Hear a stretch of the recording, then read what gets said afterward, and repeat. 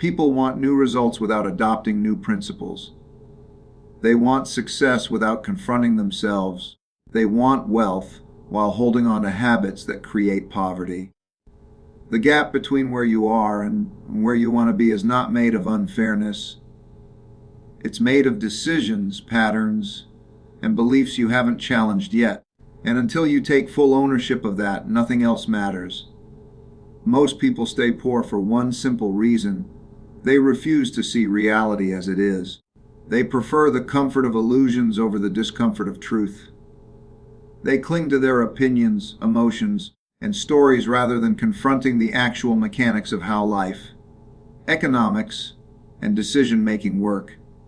And when you build your life on illusions, the results you get are illusions too, temporary, unstable, and ultimately disappointing. Reality doesn't care about what you believe.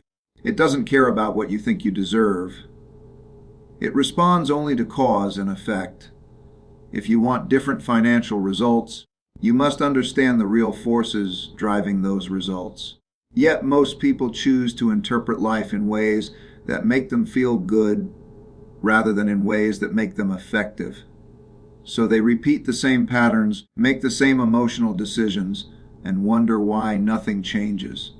Understanding reality is not about being pessimistic. It is about becoming capable. When you stop wishing things were different and start examining how things actually are, you gain power. You see the patterns behind your outcomes. You see the principles that govern success and failure. You see the mistakes you keep making, not with shame but with clarity. And once you see clearly, you can change. The problem is that clarity is painful. It forces you to look at your weaknesses, your blind spots, your poor habits, and the gap between who you think you are and who you really are. Most people avoid that confrontation. They prefer blaming circumstances, luck, or other people. But blame is a way of protecting your ego at the cost of your potential. It keeps you comfortable, but it also keeps you exactly where you are.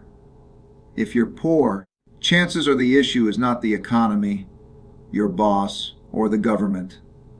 Those may influence your situation, but they don't control your destiny. Your decisions do, your thinking does, your understanding of reality does. You are living the results of the principles, conscious or unconscious, that guide your choices. One principle of reality is that money grows when you manage it well and disappears when you don't. Another is that the world rewards value, not need. Another is that compounding works only for those who start early and stay disciplined. These are not opinions. These are structural truths. Yet most people behave as if these truths don't apply to them. They spend more than they earn. They rely on willpower instead of systems. They chase quick wins instead of building long-term capability. They consume more than they learn, and every one of those behaviors creates predictable consequences. To escape poverty, you must align your actions with how reality actually works, not with how you wish it worked. You must replace wishful thinking with principled thinking. Instead of saying, "I hope this works," you ask, "What principle governs this outcome?" Instead of reacting emotionally, you analyze objectively. Instead of avoiding mistakes, you study them until you understand what caused them. This is how you gradually build a life that compounds upward instead of collapsing downward. Another part of understanding reality is recognizing your own limitations. No one succeeds alone. No one has perfect knowledge. No one sees the whole picture. You must learn, adapt, seek truth, and refine your principles continually. People stay poor because they hold rigid opinions. They think they already know. They defend their beliefs instead of testing them. But reality punishes people who are attached to being right. It rewards people who are committed to learning. Pain is a teacher. Every financial setback contains a lesson, but only if you examine it. Instead of saying, "Why did this happen to me?" you ask, "What can this pain teach me about reality?" Most people stop at the first question. Successful people obsess over the second. As you get better at seeing reality clearly, you develop what can only be called practical wisdom. You understand economic forces, personal behavior, the importance of habits, the value of delayed gratification, and the role of compounding. You stop fighting the world and start flowing with it. Your actions become aligned with the mechanics of success instead of the emotions of the moment. Wealth is not a mystery.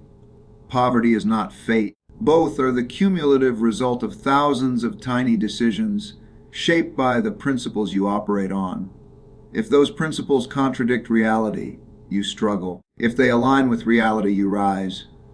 So if you want to change your financial life, start with this: stop wishing, start seeing, stop hoping, start understanding, stop fighting reality, start partnering with it.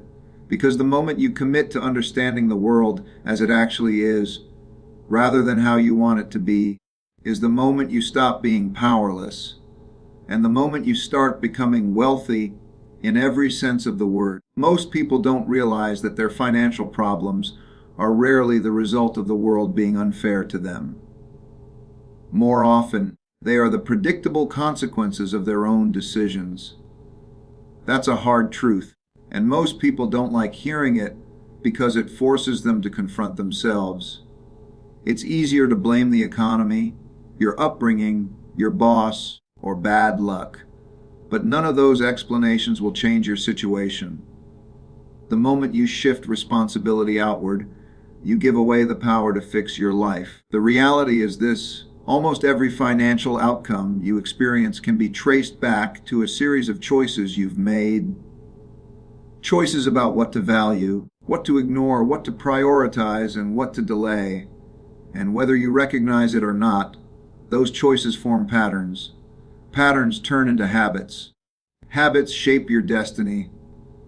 If you want different financial results, you must first understand the patterns behind the results you currently have. People make decisions emotionally and justify them logically.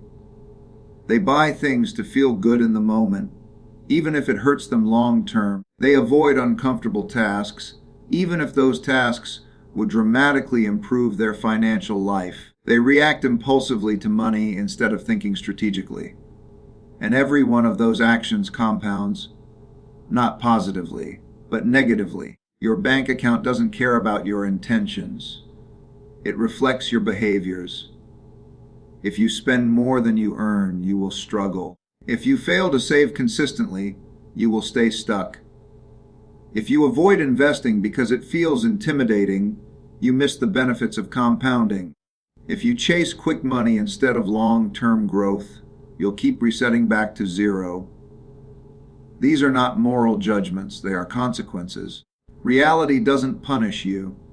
It simply responds to the principles you are following, consciously or unconsciously. Most people believe their financial challenges are unique, but the truth is, the same principles govern everyone. If you ignore them, you pay the price. If you understand them, you gain leverage. Finance isn't random, it's systematic. And the biggest system governing your money is you, your mind, your behaviors, your impulses. One of the most damaging patterns people fall into is avoiding pain. They don't like facing their mistakes, their weak spots, or their lack of knowledge. But pain is a signal.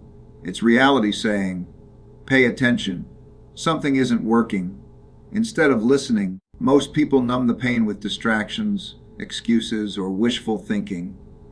But avoiding pain only guarantees more pain later. Growth requires reflection, and reflection requires honesty. The question isn't, why are external forces working against me? The real question is, what decisions am I making that allow those forces to control my life? Yes, the world can be difficult. Yes, circumstances can be challenging. Yes, unexpected events happen. But some people navigate those same conditions successfully because they take ownership of their decisions instead of surrendering to circumstances. They study what went wrong. They analyze their behaviors. They adjust their strategy. And they build systems. that prevent the same mistakes from happening again. Taking responsibility doesn't mean blaming yourself. It means empowering yourself.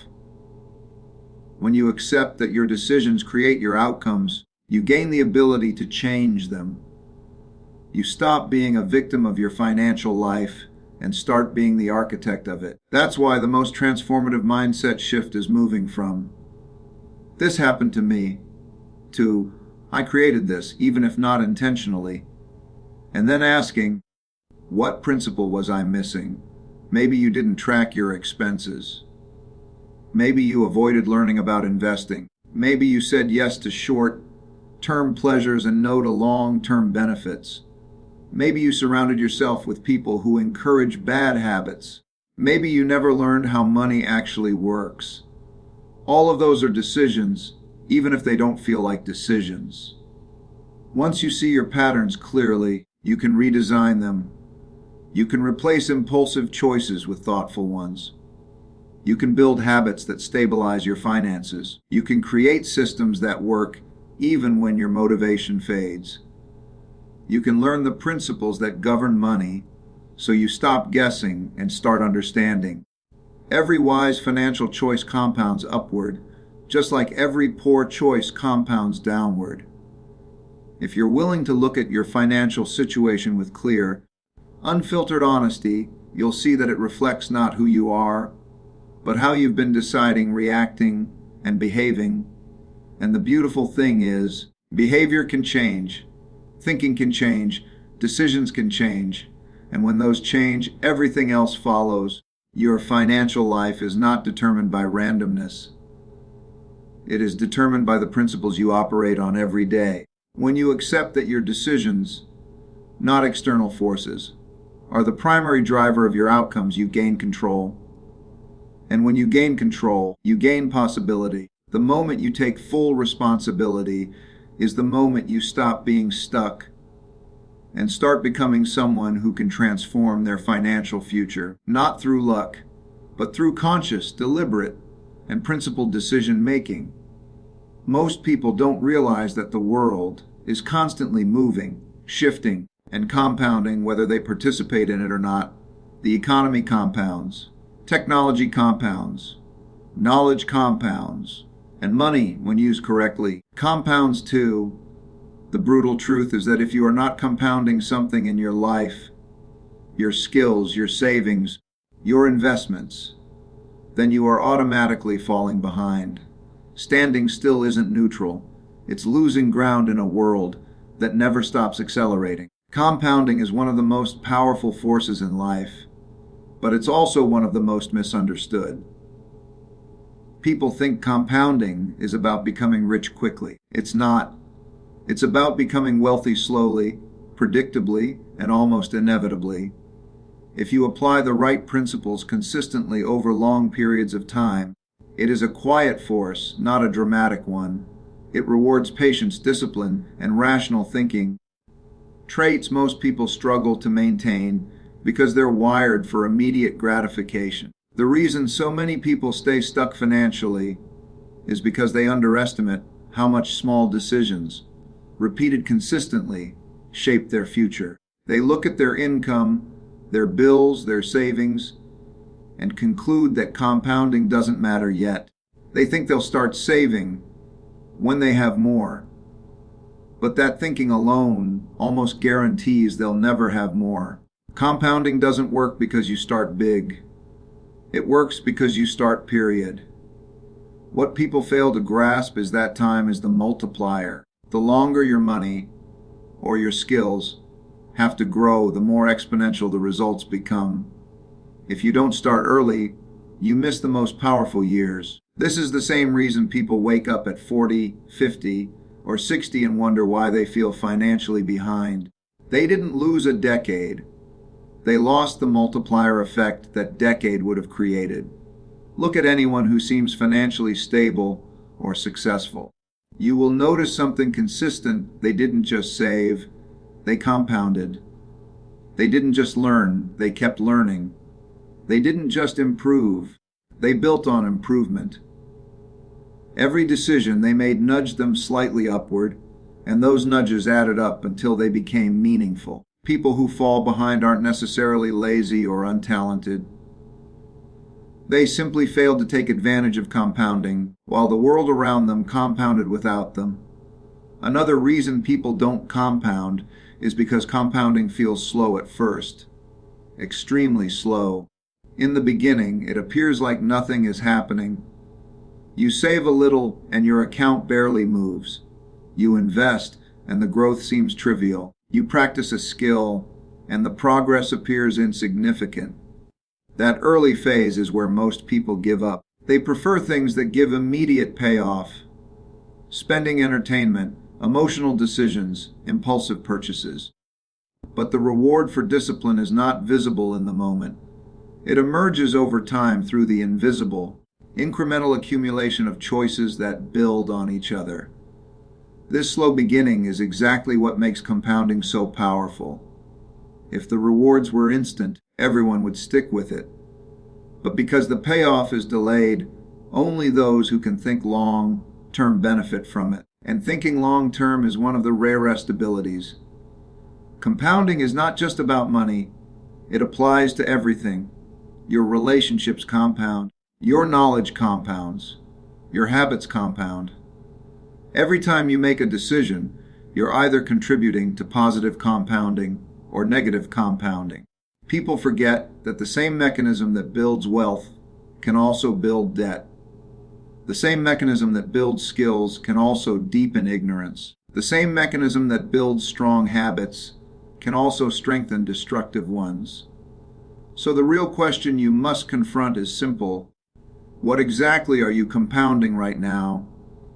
If the answer is nothing, then that is the real reason you're falling behind. You don't need extraordinary intelligence, special connections, or perfect timing to benefit from compounding. You need consistency. You need rules that guide your decisions. You need to avoid emotional swings.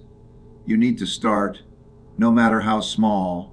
And most importantly, you need patience, because compounding rewards those who respect time and punishes those who ignore it. Every year you delay, you lose more than a year. You lose the exponential effect the year would have created. That's the silent cost of procrastination. Steep, invisible, and irreversible. If you want your future to look dramatically different than your present, you don't need a revolutionary plan. You need a compounding plan, small decisions multiplied by consistent action over long periods of time. That is how you outrun inflation, uncertainty, and the natural chaos of the world. That is how you build money that works for you, instead of you constantly working for money. The world won't slow down for you. The economy won't pause. Technology won't wait. Time won't expand. Everything around you is compounding. If you aren't doing the same, you are not standing still. You're falling behind. The sooner you start, the sooner your future starts changing. The longer you wait, the more the gap widens. And eventually that gap becomes the story of your life. Compounding is not optional. It's happening with or without you. The question is whether it's working for you or against you. Most people think their financial problems come from not earning enough, not saving enough, or not finding the right investment. But the deeper truth is that money is rarely the issue. The real issue is that they haven't learned to manage themselves. Money doesn't create discipline, clarity, or stability. It amplifies whatever is already inside you. If your habits are chaotic, your emotions reactive, or your thinking short-sighted, more money will only magnify the chaos. Before you can manage money effectively, you must learn to manage yourself. Self-management is the foundation of every financial outcome you will ever experience. It shapes how you think, how you react, how you make decisions, and how you handle discomfort. It determines whether you prioritize long-term results over short-term impulses. It determines whether you learn from mistakes or repeat them. It determines whether you act rationally when it matters most. Your financial life is simply a reflection of your inner life, your patterns, your principles, and your level of self-control. Take spending, for example. Most people know they should spend less than they earn. They're not unaware of the rule. They're unable to consistently follow it because their emotions are running the show. They use money to cope with stress, insecurity, boredom, or status anxiety. They chase the feeling of deserving something. After a hard day, they buy to impress others or to distract themselves from the reality they're avoiding. These decisions have nothing to do with math. They're rooted in a lack of self-understanding and emotional management. The same goes for saving and investing. People don't fail to save because they don't understand the concept.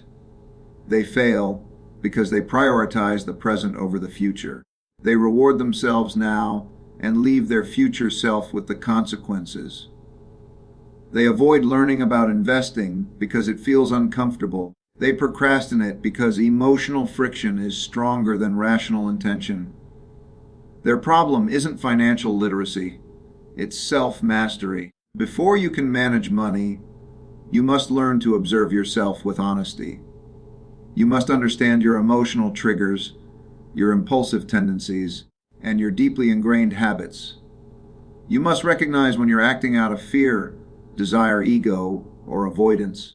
Most people try to change their financial situation without changing the internal patterns that created it. That's why nothing changes. You can't build a strong structure on a weak foundation. Self-management begins with radical responsibility. You have to stop blaming external forces for your financial outcomes. Yes, life can be unfair. Yes, circumstances can be difficult.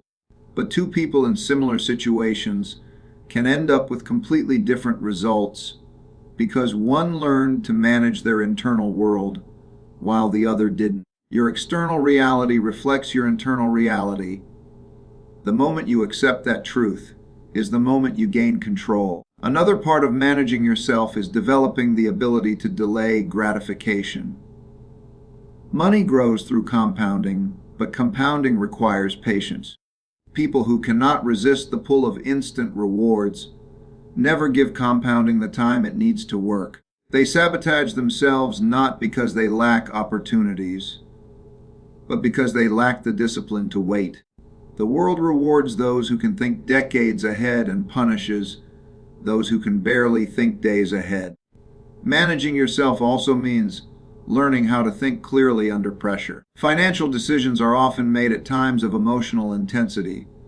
Fear during market downturns, excitement during booms, frustration during setbacks. If you let emotions decide, you will always buy high, sell low, take on too much risk, or abandon good strategies too early. Rational thinking is nearly impossible unless you can control your impulses.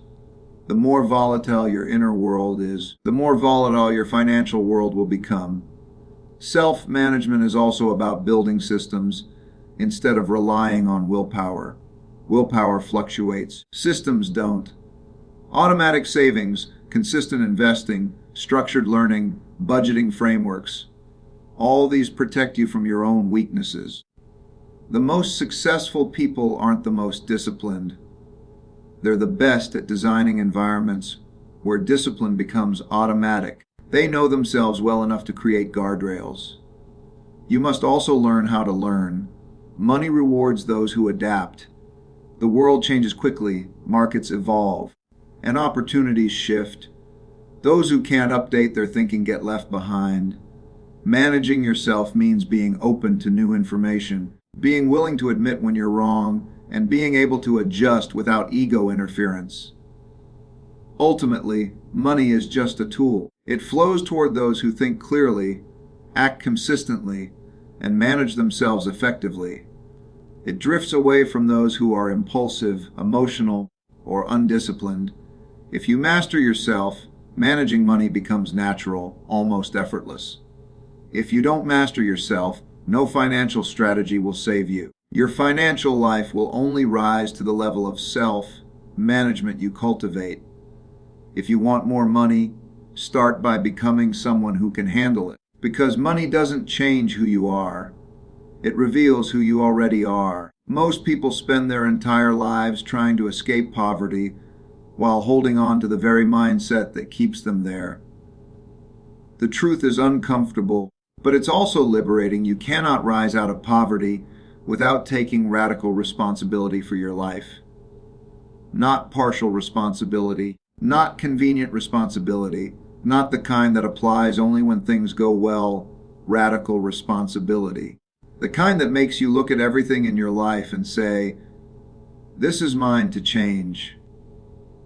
Until you reach that level of ownership, nothing in your situation can fundamentally shift. The problem is that most people are conditioned to believe that external forces determine their destiny. They blame their family, their education, the economy, the government, their boss, inflation, anything but themselves. And while all of those factors can make life harder, they don't determine your outcome. They influence the starting line, not the finish line. Countless people have risen from nothing because they held on to one truth: their decisions matter more than their circumstances. Taking radical responsibility means confronting the ways you have contributed, knowingly or unknowingly, to your current financial reality. It means recognizing that your habits, your reactions, your blind spots, and your decisions have compounded over time.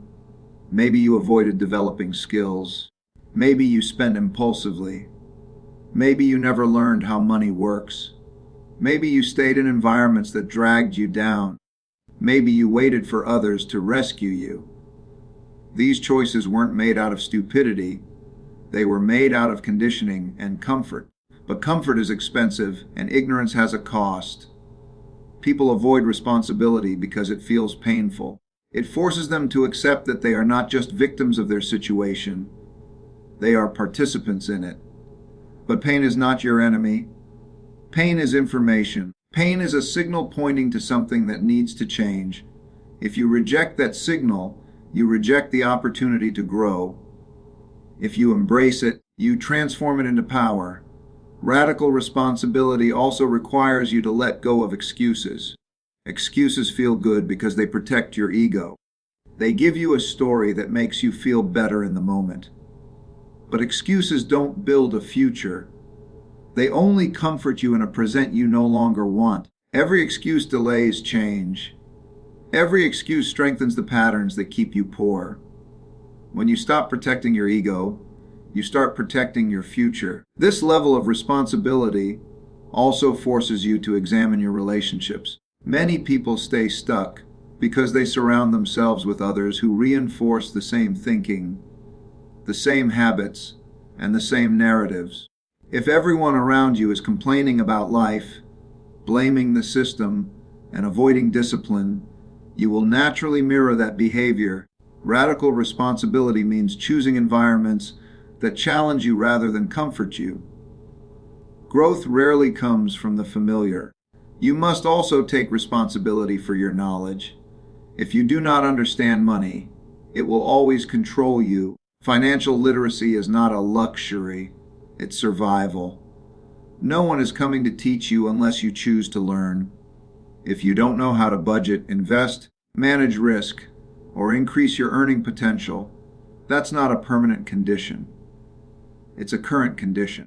And current conditions change the moment you decide to change them. Another part of responsibility is recognizing that you cannot fix your life with the same thinking that created your problems. You have to update your principles, your strategies, your habits, and your worldview.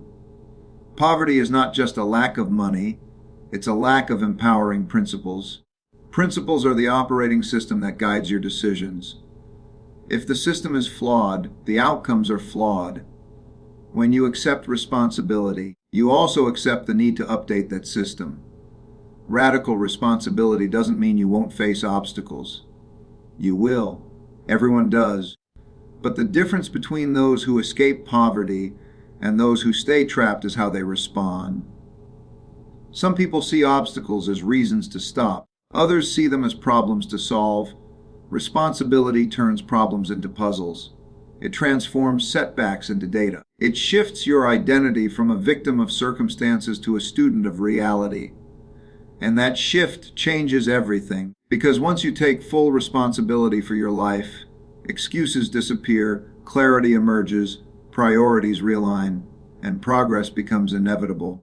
You become someone who doesn't wait for opportunities, you create them. You don't complain about outcomes, you learn from them. You don't fear the truth, you use it to make better decisions. Radical responsibility is not harsh, it's empowering. It gives you back the agency you may have forgotten you had. It places the steering wheel of your life back in your hands. Poverty loses its grip the moment you stop looking outward for solutions and start looking inward for transformation. If you want to rise, take ownership. If you want to change your future, take control of the present. Because you cannot escape poverty until you become the person who refuses to outsource their life to anything other than their own choices. Because once you take radical responsibility, you stop being powerless. You stop being stuck. You stop repeating the same cycle. You develop principles that move your life forward instead of holding it back. Poverty loses its grip the moment you accept that your future depends on your decisions, not your excuses.